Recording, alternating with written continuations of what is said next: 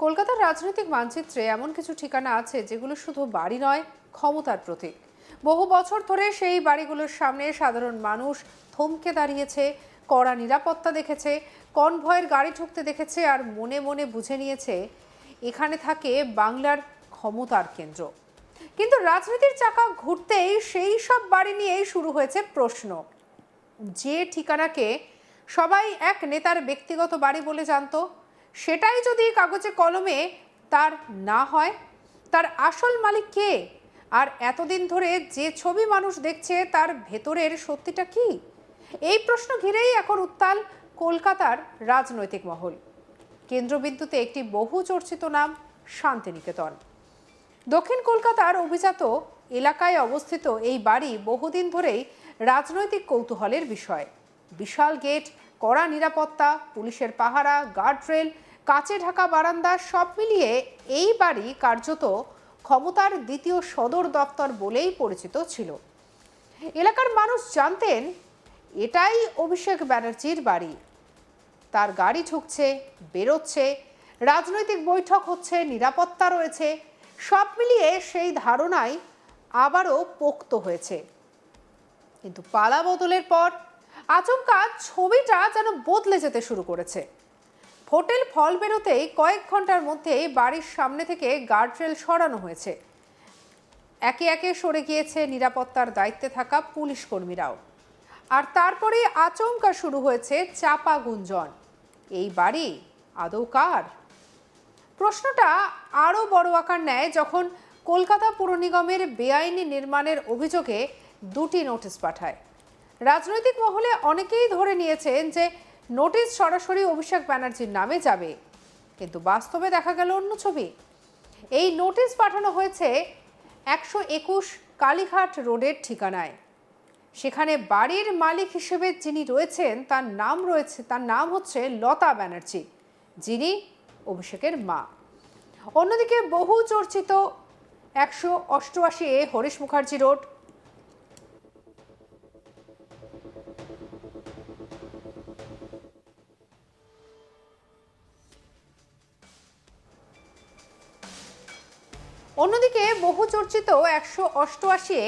Harish Mukherjee road অর্থাৎ শান্তিনিকেতন বাড়ির মালিক হিসেবে নোটিশ গিয়েছে লিপস অ্যান্ড বাউন্সের নামের একটি সংস্থার কাছে। আর এখানেই তৈরি হয়েছে বিস্ফোরক রাজনৈতিক প্রশ্ন। যে বাড়িকে এতদিন সবাই অভিষেক ব্যানার্জির বাড়ি হিসেবে চিনত, সেটি যদি কোনো সংস্থার নামে থাকে তাহলে প্রকৃত মালিকানা কোথায়?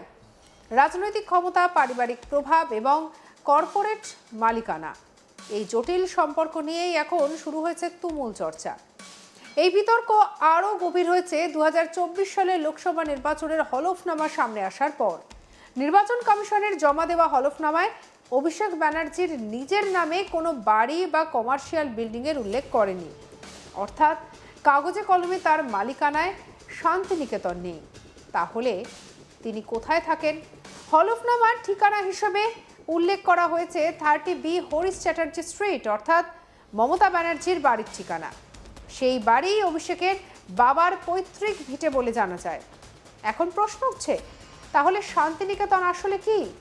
রাজনৈতিক কার্যালয়, কর্পোরেট সম্পত্তি, নাকি ক্ষমতার এমন এক প্রতীক যার মালিকানা কাগজে অন্য কারোর হলেও ব্যবহার অন্যভাবে হয়েছে? রাজনৈতিক বিশ্লেষকদের মতে এই বিতর্ক নিছক সম্পত্তির মালিকানা নিয়ে নয়, এটি আসলে বাংলার ক্ষমতার রাজনীতির এক গুরুত্বপূর্ণ দিক সামনে আনছে। রাজনীতি এবং কর্পোরেট কাঠামোর সম্পর্ক।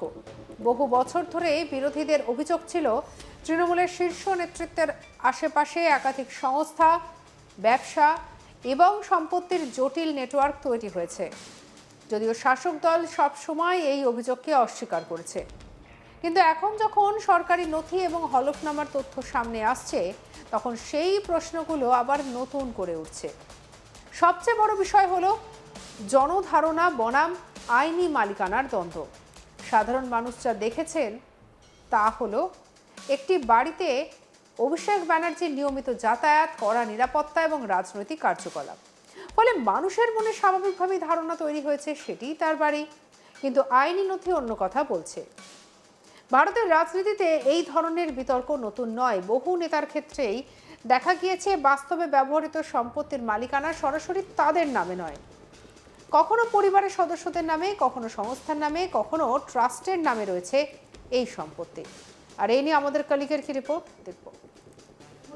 রাজনৈতিক মহল অর্থাৎ পশ্চিমবঙ্গের রাজনৈতিক মহলে বিজেপি ক্ষমতায় আসার পর থেকে তুমুল চর্চা বিভিন্ন বিষয় নিয়ে। ইতিমধ্যেই শুভেন্দু অধিকারী তিনি মুখ্যমন্ত্রী হওয়ার পর থেকে একের পর এক কঠিন থেকে কঠিনতম সিদ্ধান্ত নিয়ে চলেছেন এবং ইতিমধ্যেই কিন্তু কলকাতা মিউনিসিপ্যাল কর্পোরেশনের তরফ থেকে অভিষেক বন্দ্যোপাধ্যায় অর্থাৎ রাজ্যের সাংসদ, তৃণমূল কংগ্রেসের সাংসদ, অল ইন্ডিয়া তৃণমূল কংগ্রেসের জেনারেল সেক্রেটারি, তার বিরুদ্ধেও কিন্তু কলকাতা মিউনিসিপ্যাল কর্পোরেশনের পক্ষ থেকে নোটিশ জারি করা হয়েছে। মূলত সেই নোটিশ, যে নোটিশে বলা হয়েছে যে হরিশ মুখার্জি রোড এবং কালীঘাট যে রোড রয়েছে সেই রোডে যে দুটি বাড়ি রয়েছে সেই বাড়ির ক্ষেত্রে অবৈধ নির্মাণ রয়েছে, অর্থাৎ সেই নিয়ে এই মুহূর্তে একেবারে বলা যায় যে জল্পনা তুঙ্গে, যে কি নির্মাণ অবৈধ রয়েছে, কিভাবে এই বাড়ির পারমিশন দেওয়া হলো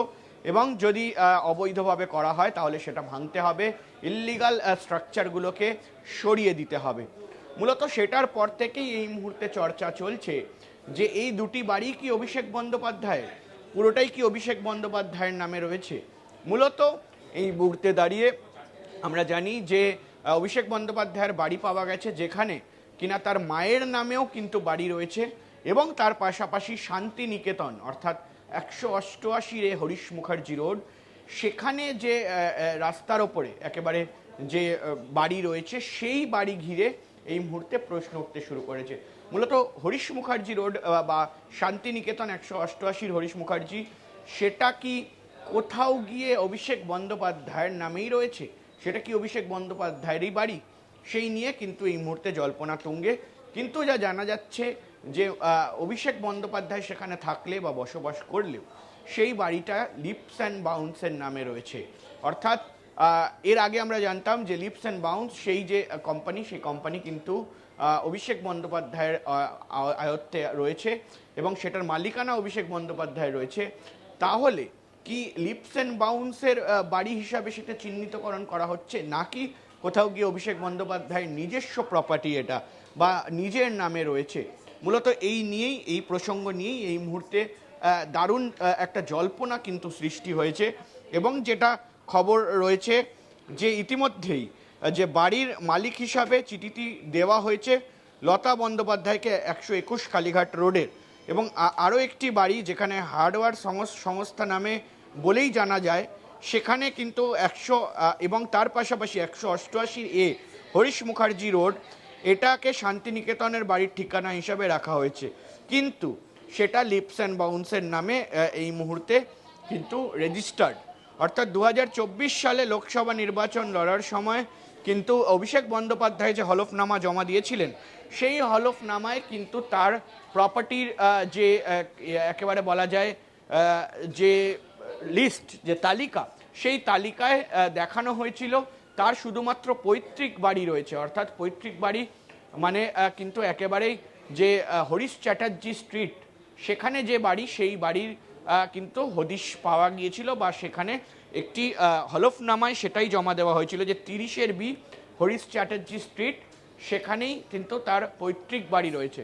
অর্থাৎ এই বাড়িটা উল্লেখ করা ছিল না, বা একেবারে লতা ব্যানার্জির নামেও যে বাড়ির এই মুহূর্তে নোটিশ এসছে সেই বাড়িটাও উল্লেখ করা ছিল না। অর্থাৎ এই মুহূর্তে দাঁড়িয়ে এটাও প্রশ্ন উঠতে শুরু করেছে যে নিজের নামে বাড়ি না রেখে কি কোম্পানির নামে বা মা বাবার নামে সেই বাড়ি তৈরি করা হয়েছিল।